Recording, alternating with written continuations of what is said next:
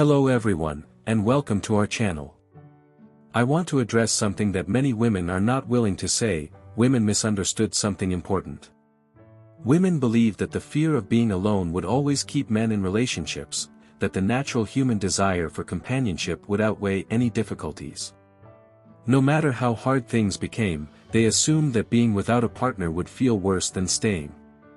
That assumption turned out to be wrong. Not because men suddenly changed, but because they experienced something women never expect, that life outside the relationship could actually be better than life within it. Not just tolerable, but genuinely better. What women thought would break them, silence, ended up helping them heal.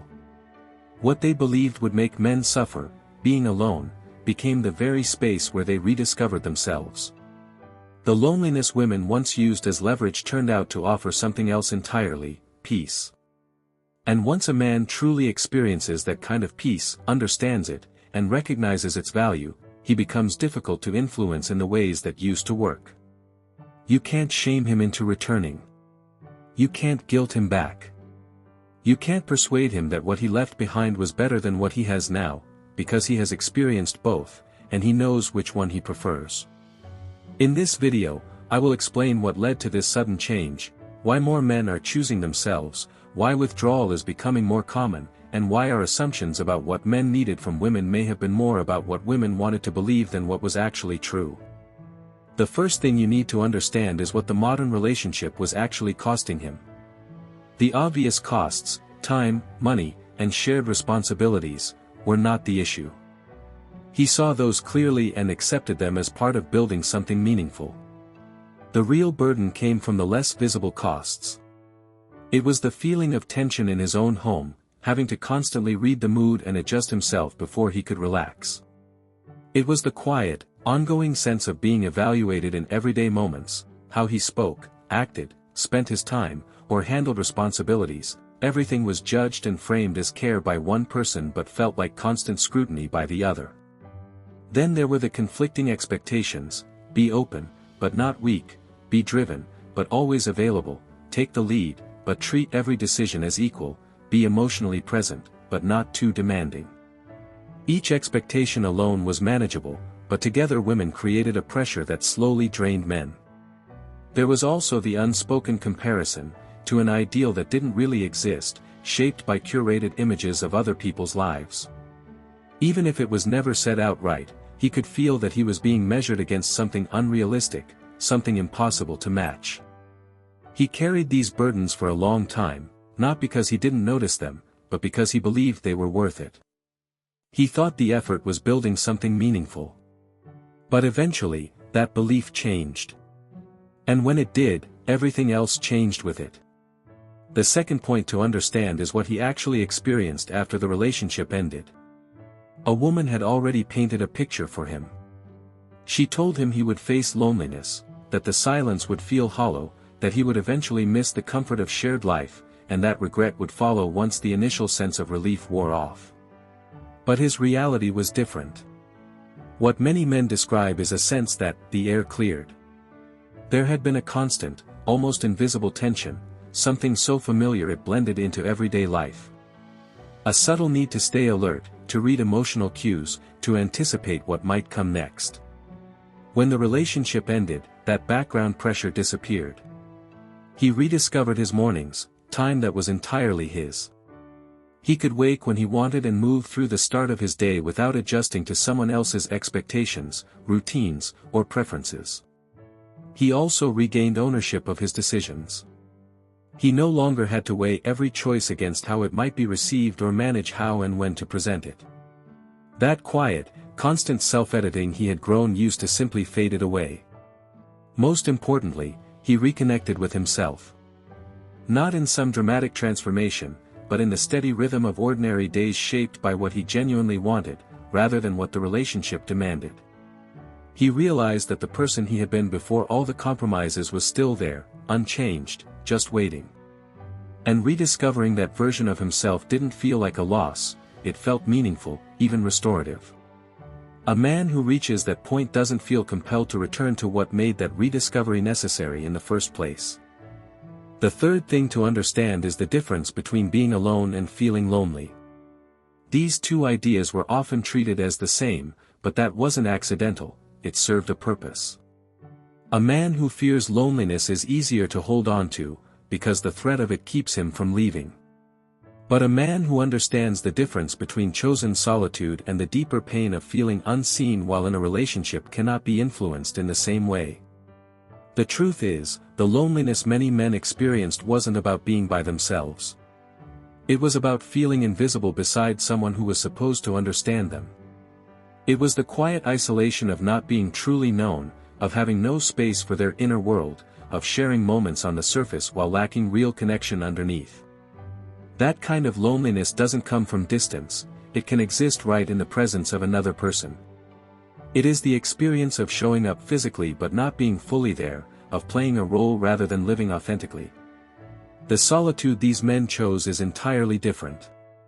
It brings a sense of freedom, a life that feels like it truly belongs to them. The quiet is no longer emptiness, it becomes a kind of presence. Being alone means being with oneself and discovering that this version of self is actually fulfilling to spend time with. A man who comes to understand this no longer needs to be saved from the loneliness he was warned about. Instead, he recognizes that solitude has been misrepresented to him, used as a way to create fear. And once he sees that clearly, it becomes difficult for him to view the relationship that depended on that fear in a positive light. The fourth point to understand is that what's happening is not driven by anger. This is the part many women find most confusing because it doesn't fit the usual patterns they use to interpret men's behavior in relationships. Anger, at least, was familiar. They understood the man who left loudly, who argued, expressed frustration, or created a dramatic exit. Even if it wasn't productive, it was visible and easy to recognize. This situation is different. What women are seeing now is quiet, intentional, and without emotional display. There's no obvious expression of resentment, just a man who is no longer present. He didn't leave out of frustration. He left after calmly evaluating his situation. He looked at what the relationship was giving him, compared it to what life outside it could offer, and made a decision based on that comparison. The lack of anger is what makes this kind of departure harder to reverse. When someone leaves in anger, there's still an opening. Anger often seeks resolution and leaves space for discussion. But calm detachment doesn't work that way. There's no argument to resolve, no complaint being voiced. There's simply a decision made from observation and experience. And a man who has reached that conclusion through reason isn't easily persuaded to change it.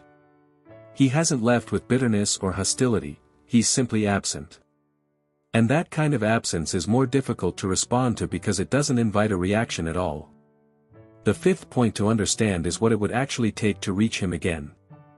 This is often where conversations like this stop. They explain what happened but offer no real direction beyond suggesting that men are gone for good. That's not entirely true. The door isn't permanently closed for every man, but what reopens it isn't what has typically been offered. Shaming him won't work. Suggesting that his contentment alone means he's avoiding intimacy or incapable of connection doesn't resonate with him. He's already experienced both sides and knows that what he has now is real. Social pressure doesn't work either. The idea that a man is incomplete without a partner only held power when he believed a fulfilling life required one. Now that he has lived a different reality, that pressure no longer affects him. What does make a difference is much simpler, and much harder to provide. A relationship that is genuinely better than being alone. Not slightly better, not hypothetically better, but clearly, consistently better in everyday experience. A relationship where he feels appreciated instead of judged. Where his efforts are welcomed rather than measured. Where home feels like a place of comfort, not something he has to manage. Where being with someone feels lighter and more rewarding than being by himself. That is the standard. It's a high one, and it should be. Because what he's comparing it to is his own sense of peace, and that peace has proven to be steady, dependable, and hard to give up. If a relationship can't meet that standard, then it shouldn't, not because men are meant to be alone, but because any relationship that falls short of that level isn't truly offering the mutual value needed to justify what it demands. The real question isn't why men aren't returning. The better question is whether what's being offered to them now is actually more valuable than what they've already found on their own. For many of them, the answer is no, and that conclusion isn't misguided. What matters to understand is this. Men who have found peace by themselves haven't rejected love altogether. What they've stepped away from is a type of relationship that consistently took more than it gave. They've walked away from trying to meet ever-changing expectations and from feeling controlled in a place that should have felt like home. They didn't leave because they failed. They left because they saw things clearly. And that clarity isn't something temporary that will eventually turn into regret. It's a steady sense of peace that comes from no longer pouring energy into something that wasn't worth the cost and instead focusing on what truly belongs to them. A man in that position isn't waiting for others to understand his decision. He already does. He lived through the experience, weighed it honestly, and chose accordingly. Right now, he exists in a quiet life that is fully his, not in loneliness, but in a sense of completeness.